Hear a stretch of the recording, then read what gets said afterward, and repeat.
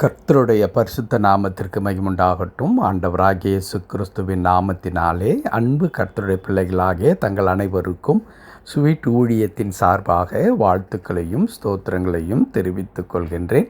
சங்கீதங்களின் புத்தகம் 33ஆம் சங்கீதம் 9வது வசனம். சங்கீதம் 33 வசனம் 9. அவர் சொல்ல ஆகும், அவர் கட்டளையிட நிற்கும். அவர் சொல்ல ஆகும், அவர் கட்டளையிட நிற்கும். என் அன்பு கடவுளுடைய பிள்ளைகளே, இந்த வசனம் நமக்கு எதை சொல்லித் தருகிறது என்றால், ஒரே ஒரு காரியம். நீங்களும் நானும் ஆராதிக்கின்ற கடவுள், நம்பி இருக்கின்ற கடவுள், நம்முடைய வாழ்க்கையில் கடவுள் நமக்கு உதவி செய்வாரா என்று அவளோடு கூட எதிர்பார்த்து இரவும் பகலும் அவருடைய வார்த்தைகளை நம்முடைய ஆதாரமாக மனதிலே நிறுத்தி கொண்டு, கர்த்தாவே, நீர் இப்படிப்பட்ட வாக்குத்தத்தங்களை எங்களுக்கு செய்திருக்கிறீர், இந்த வார்த்தையை கொண்டு என்னோடு பேசியிருக்கிறீர், ஆகவே இந்த வார்த்தையின்படி எங்களுடைய வாழ்க்கையில் நீர் உதவி செய்யும் என்று சொல்லி நம்பிக்கையோடு கூட செபிக்கின்றோம். அவரை நோக்கி பார்த்து கொண்டிருக்கிறோமே. நம் ஒவ்வொருவருக்கும் நம்முடைய ஆண்டவர் யார் என்பதை சொல்லித் தருகிற ஒரு அற்புதமான ஒரு வசனம் இந்த வசனம். அவர் சொல்ல ஆகும், அவர் கட்டளையிட நிற்கும். ஆம், நம்முடைய கடவுள் அத்தனை வல்லமை நிறைந்த ஆண்டவராக இருக்கின்றார். நம்முடைய ஆண்டவருடைய வல்லமை எவ்வளவு பெரியது, அவருக்கான அதிகாரம் எத்தனை ஆழமானது, அதிகமானது. ஆண்டவரால் எதையெல்லாம் செய்ய முடியும், எதை செய்ய முடியாது என்பதையெல்லாம் ஒரே ஒரு வார்த்தையில் சொல்லிவிட வேண்டும் என்பதற்காகத்தான் இங்கே சங்கீதக்காரன் இதை பயன்படுத்துகின்றார்.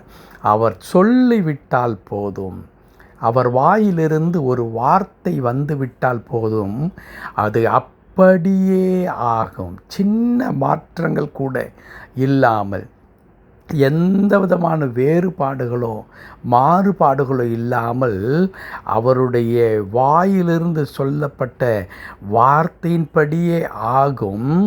அவர் கட்டளையிட்டு விட்டால், ஒன்றை பார்த்து அவர் கட்டளையிடுவாரானால் அந்த கட்டளை அப்படியே நிற்குமே தவிர அதை தடை செய்வதற்கும், அதை தடுத்து போடுவதற்கு, அதை இல்லாமல் செய்வதற்கு வேறொரு வல்லமை செயல்படவே முடியாது. அத்தனை அற்புதமான அல்லது அத்தனை அதிகாரம் படைத்த கடவுளாக நம்முடைய ஆண்டவர் இருக்கின்றார். என் அன்பு கடவுளுடைய பிள்ளைகளே, இதை நாம் தெளிவாக அல்லது புரிந்து கொள்ள வேண்டுமென்றால், அல்லது ஒரு எடுத்துக்காட்டாக நான் மனதில் நிறுத்தி கொள்வதற்கு வேதத்தில் நான் எங்கு தேடுவது என்று சொன்னால், ஒவ்வொரு பேஜிலும், ஒவ்வொரு புத்தகத்திலும், ஒவ்வொரு அதிகாரத்திலும் கடவுளுடைய வார்த்தை அப்படியே செயல்பட்டு கொண்டிருக்கிறதை நாம் பார்க்க முடியும். ஆனால் நம்முடைய ஒரு சின்ன எடுத்துக்காட்டிற்கு வேதம் முழுவதையும் வேண்டாம், ஆதியாகமம் முதல் அதிகாரத்தை படித்தாலே போதும். ஆதியாகமம் முதல் அதிகாரத்தை படித்தாலே போதும். அங்கே உண்டாக கடவது என்று கட்டளை பிறப்பிக்கப்பட்ட மாத்திரத்தில் அவைகள் உருவாயிற்று என்று சொல்லி நாம் பார்க்கின்றோம். ஆமென். அன்பு கடவுளுடைய பிள்ளைகளே, அவருடைய வார்த்தைக்கு அத்தனை வல்லமை நிறைந்திருக்கிறது என்பதை நாம் இந்த காலை நேரத்தில் உணர்ந்து கொள்ள வேண்டும். ஏதோ மற்ற மக்கள் பல மதங்களை நம்புகின்றார்கள், அதே வண்ணமாய் நானும் இந்த கிறிஸ்தவத்தை தழுவிக்கொண்டேன். காரணம், ஒரு நாள் என் மூதாதையர் ஏற்றுக்கொண்டார், ஆகவே இன்றைக்கு நான் அந்த நம்பிக்கையில் வளர்ந்து வருகின்றேன். அல்லது என்னுடைய குடும்பத்தில் ஒருவருக்கு ஒரு அற்புதம் நடந்தது, எனக்கே ஒரு அற்புதம் நடந்தது, அதன் மூலமாய் நாங்கள் கிறிஸ்தவர்களாக மாறினோம் என்பது அல்லவே அல்ல. கிறிஸ்துவ வாழ்க்கை என்பது தனிப்பட்ட விதத்தில் கடவுளோடு சஞ்சரிக்கிற ஒரு வாழ்க்கை, கடவுளோடு இணைந்து நடக்கின்ற ஒரு வாழ்க்கை. ஒரு தந்தை மகனைப் போல, ஒரு குரு சிஷ்யனைப் போல, நண்பர்களைப் போல அனுதினமும் அனுக்ஷணமும் இணைந்து வாழ்கின்ற, இணைந்து நடக்கின்ற, இணைந்து செயல்படுகின்ற உறவுதான் நம்முடைய ஆண்டவரோடு கூட நமக்கு இருக்க வேண்டிய ஒரு உறவு. அப்படிப்பட்ட உறவை நாம் கடவுளோடு கூட விருதாவாக வைத்திருக்கவில்லை. நாம் அப்படி ஆண்டவரோடு இணைந்து வாழ்கின்ற இந்த வாழ்க்கையில் கடவுள் நமக்கு வேண்டிய ஒவ்வொரு காரியங்களிலும் எப்படி பங்கு வகிக்கின்றார், அவர் சொல்ல அப்படியே நம்முடைய வாழ்க்கையில் நடக்கும். அவர் கட்டளையிட்டால் அது அப்படியே நிலை நிற்கின்ற ஒன்றாக இருக்கிறது. ஆகவே என் அன்பு கடவுளுடைய பிள்ளைகளே, இன்னும் மாறாமல் இருக்கிறதே என் துன்பங்கள், என் கஷ்டங்கள் இன்னும் மாறாமல் இருக்கிறது. நான் இன்னும் ஜெபித்து கொண்டு தான் இருக்கின்றேன். ஆனால் எப்பொழுது என் ஜெபம் துதியாக முடியும், சாட்சி சொல்லுகிறவனாய் நான் மாறுவேன், கடவுள் இது எனக்கு செய்தார், என் கண்ணீரெல்லாம் துடைக்கப்பட்டு விட்டது என்று சொல்லுகிறேன், அந்த நாளை நான் ஆவலோடு கூட எதிர்பார்த்து கொண்டிருக்கிறேனே, அது எப்பொழுது வரும் என்கிறதான ஏக்கத்தோடு கூட எதிர்பார்ப்போடு கூட இருக்கின்ற கர்த்தருடைய பிள்ளைகளுக்கு ஆண்டவருடைய வார்த்தை சொல்லப்படுகிறது. அவர் சொல்ல அது அப்படியே நடக்கும்.